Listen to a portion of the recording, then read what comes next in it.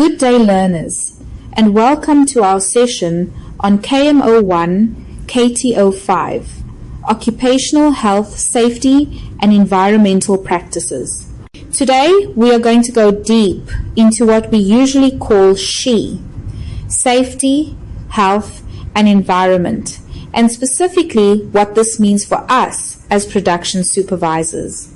By the end of this 2-hour session, you should be able to 1. Explain key SHE principles, including safety culture, environmental awareness, and legal compliance. 2. Describe and apply core safety programs, emergency procedures, incident reporting, and risk control. 3.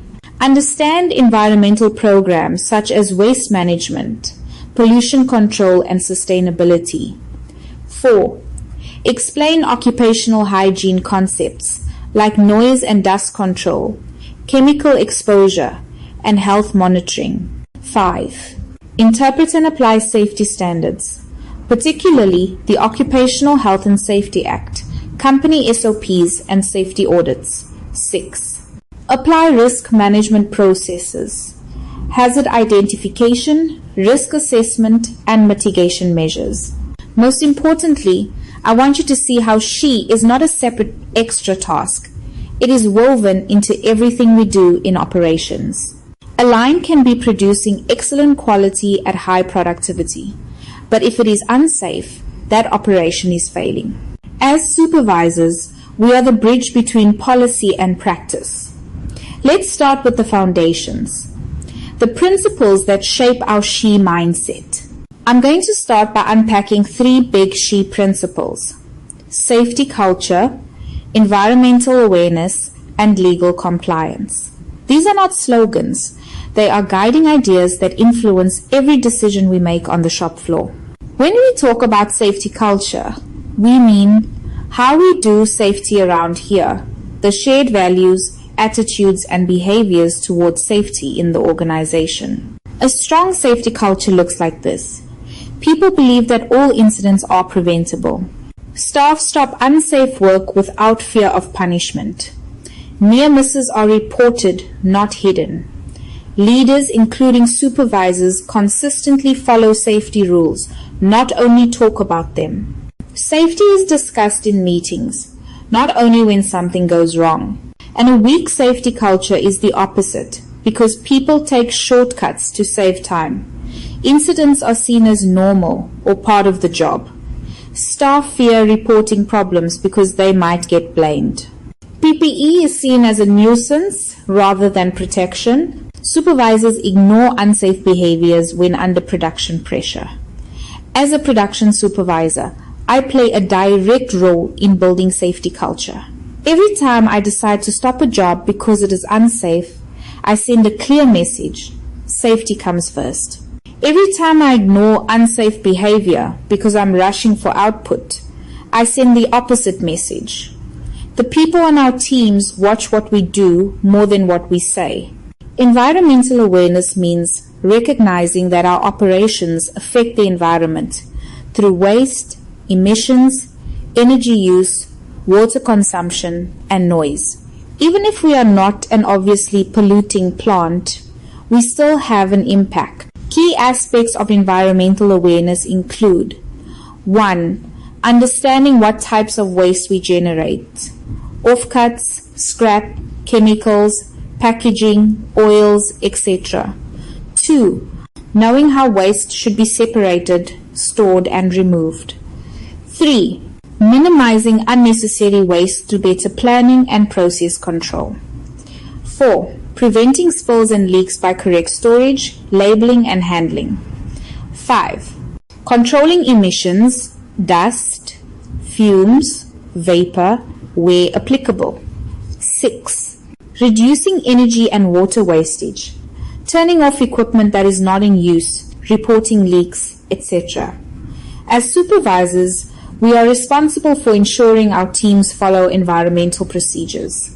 This includes checking that bins are correctly used, spills are reported and contained, and chemicals are stored properly. Environmental issues are not just the responsibility of the SHE officer. They are part of daily operational control. Legal compliance means that we follow the laws and regulations that apply to our workplace, particularly occupational health and safety laws and environmental regulations. In practice, this means A, knowing the key responsibilities of the employer and employees under the Occupational Health and Safety OHS Act. B, understanding that we must provide and maintain a safe working environment, safe systems of work, training and supervision. C, ensuring that employees take reasonable care for their own safety and that of others, and cooperate with instructions. D, complying with permits, licenses, waste disposal regulations, and environmental requirements. E, following company policies and standard operating procedures, which are usually based on legal requirements. As a supervisor, I am not expected to be a legal expert, but I am expected to understand the basics, enforce the rules, and ask for guidance when unsure. If an inspector or auditor visits the plant, they will look at whether safety and environmental laws are being applied in practice, and much of that is visible at shop floor level. This section focuses on formal safety programs, the systems and activities that keep people safe on a daily basis. Every workplace must have clear emergency procedures. These cover situations such as fires, chemical spills, gas leaks, serious injuries, bomb threats, or natural disasters. Emergency procedures usually include 1. Clear alarm systems, how emergencies are signaled. 2.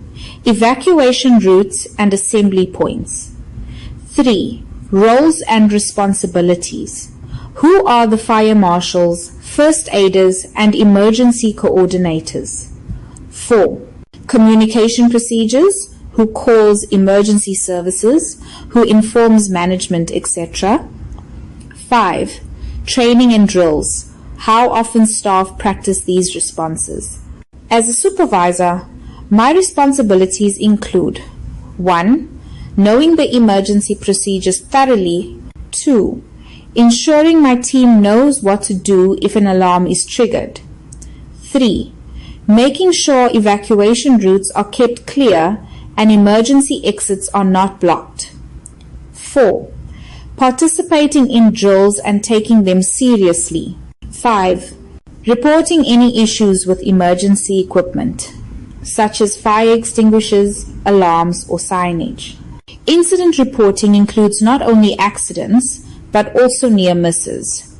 A near miss is an event that could have caused harm, but didn't. For example, a falling object that just missed a worker.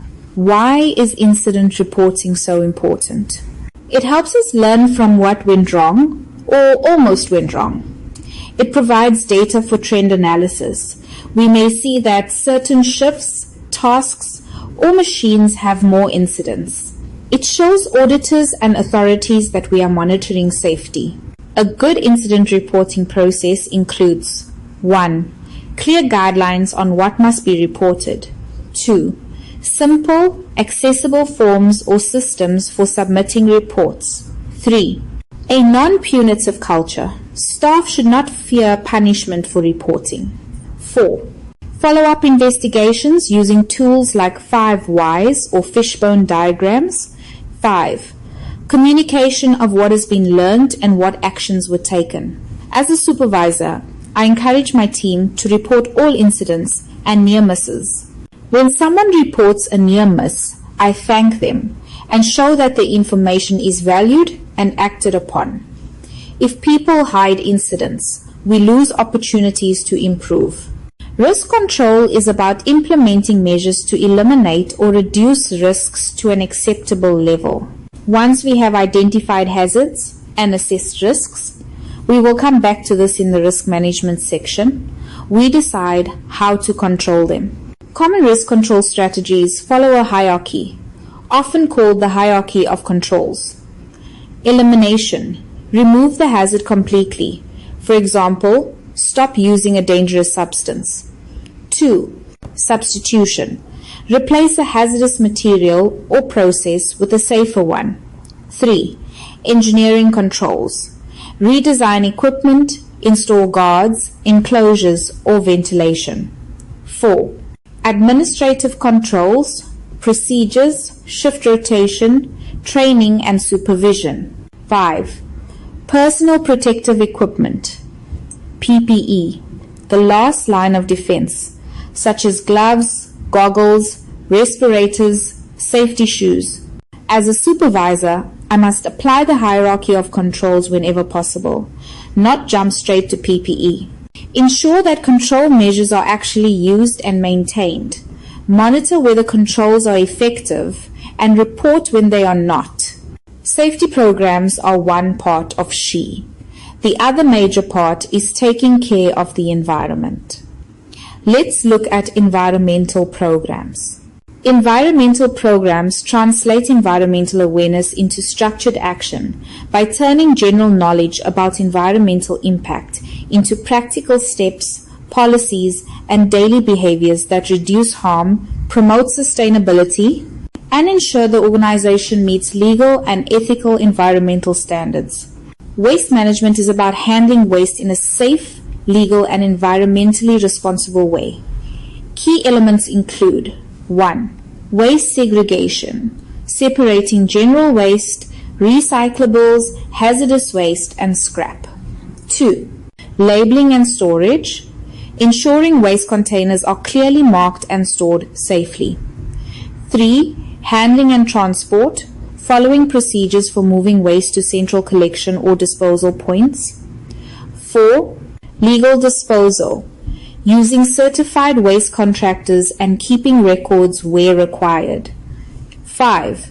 Minimizing waste, reducing scrap through better process control and planning. As a supervisor, I ensure that my team knows which bins to use, where waste should go, and what to do if a container is full or damaged. I also monitor for wasteful practices, like unnecessary offcuts or spoiled batches, and address them through process improvements. Pollution can be solid, liquid, or gas. In manufacturing, pollution may include 1. Emissions of fumes, vapors, or dust. 2. Contamination of water through spills or incorrect disposal.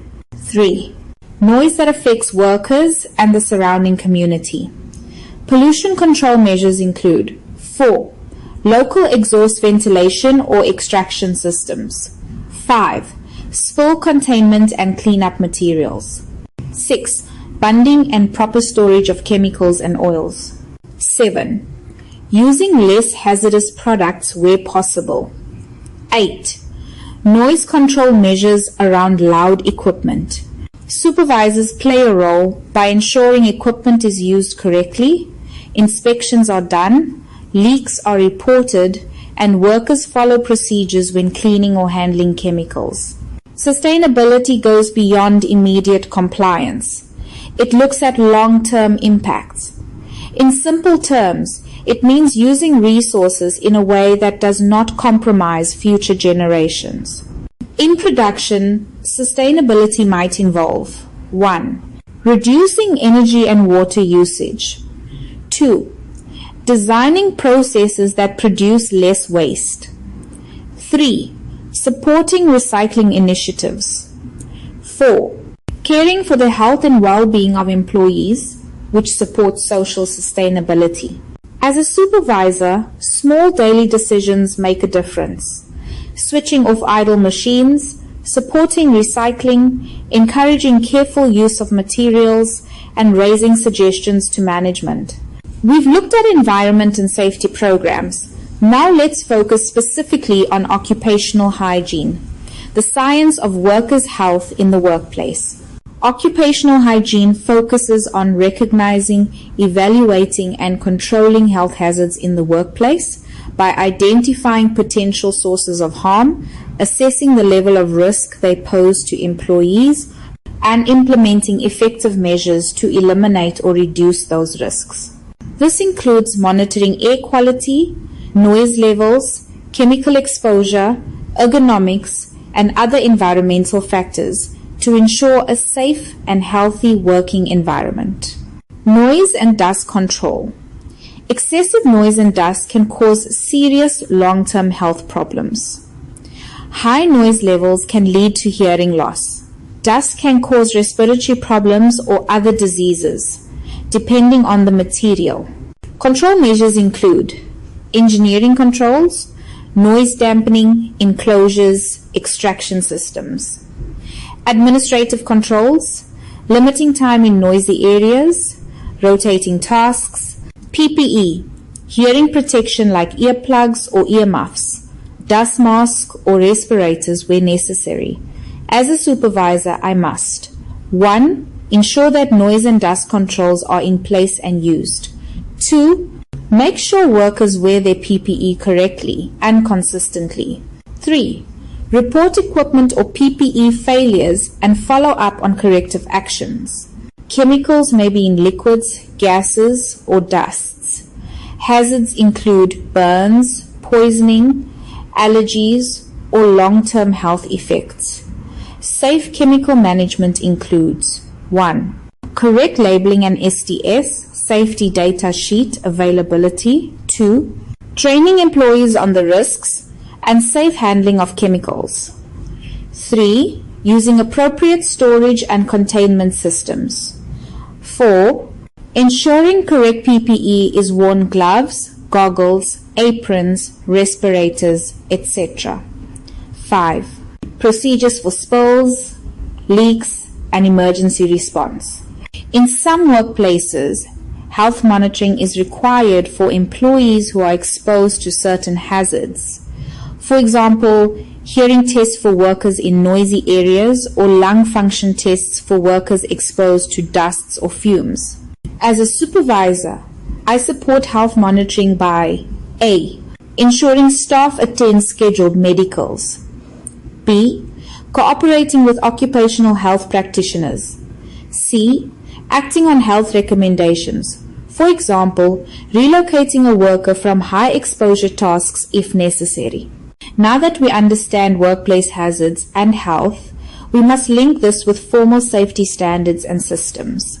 This section focuses on the framework that governs workplace safety, the legal requirements, internal policies, and auditing processes that establish clear expectations and ensure that the organization consistently meets compliance standards. Safety standards provide the foundation for creating a safe working environment, guiding how hazards must be managed, how employees should perform tasks, and how supervisors must monitor and enforce safe practices.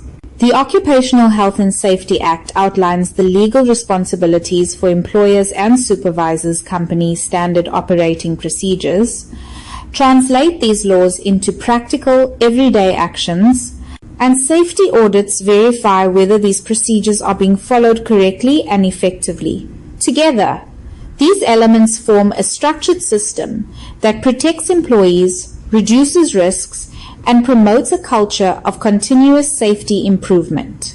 The OHS Act sets out duties for employers, employees, and others in the workplace. Key employer duties typically include 1. Providing and maintaining a safe working environment. 2. Providing safe systems of work, training, and supervision. 3. Identifying hazards and assessing risks. 4. Providing PPE and ensuring its proper use. 5. Informing employees about hazards. Employee duties generally include 6. Taking reasonable care for their own health and safety. 7. Cooperating with safety instructions and procedures. 8. Using PPE correctly. 9. Reporting unsafe conditions and incidents. As a supervisor, I represent management at the shop floor level. I must ensure that tasks are carried out in accordance with the Act and company policies. If I knowingly allow unsafe work, I may be held responsible. SOPs describe exactly how tasks must be done, including safety steps in production. SOPs often cover A. Startup and shutdown of machines. B. Normal operating conditions. C. Cleaning and changeovers. D. Emergency stops and isolation procedures. E. Quality and safety checks. As a supervisor, I am responsible for F. Ensuring my team knows and follows the SOPs. G. Making sure SOPs are available and up to date. H. Providing coaching when staff are uncertain. I. Reporting when SOPs are unclear or impractical so they can be improved. Safety audits are systematic checks of how well safety systems are working in practice. Audits may be internal or external. They typically look at compliance with OHS Act and regulations, condition of equipment and infrastructure, PPE usage and training records, incident records, investigations and corrective actions, housekeeping, signage and emergency readiness. As a supervisor, I support audits by 1. Ensuring my area is inspection ready. 2. Providing accurate information and records. 3. Taking audit findings seriously and helping implement corrective actions. The last building block for today is risk management, the structured way we identify, assess, and reduce risks. Risk management is about being proactive rather than reactive. This means taking action before an incident, injury, or disruption occurs, rather than waiting for something to go wrong. In a production environment, proactive risk management helps prevent accidents, reduce downtime, protect equipment, and maintain a safe and productive workplace. For production supervisors, this mindset is essential because it ensures that hazards are controlled early and that operations remain steady and predictable. It involves 3 key steps: identifying hazards, assessing risks, and deciding on mitigation measures. The first step, identifying hazards, requires supervisors to observe the workplace carefully, recognize anything that could cause harm, such as faulty equipment, unsafe behavior, chemical exposure, or poor housekeeping, and document these hazards.